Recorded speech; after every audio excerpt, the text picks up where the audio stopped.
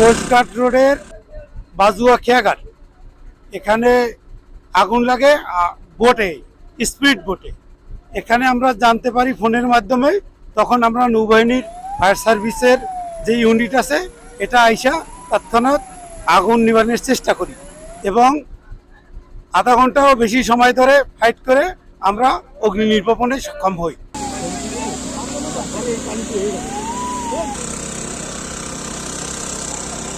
এটা হচ্ছে পুলিশ ফাঁড়ির স্পিড বোট এবং অকটেন ছিল 1150 লিটার। এটা তাদের পুলিশ ফাঁড়ি যাওয়ার কথা ছিল, দুবলার চর, ওনাদের ভিআইপি ডিউটি আছে, ওখানে যাওয়ার কথা ছিল।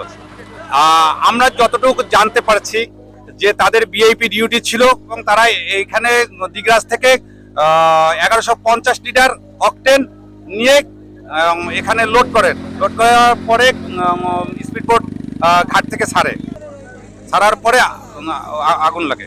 এখন বর্তমানে বোটের অধিকাংশ পুড়ে গেছে এবং বর্তমানে অগ্নি নির্বাপন সম্পন্ন হয়েছে। ইমিডিয়েট ফায়ার সার্ভিস থেকে সংবাদ পাই 8:40-এ। পুলিশ ইন্সপেক্টর ফাঁড়ি উনি আমাদেরকে সংবাদ দেয়।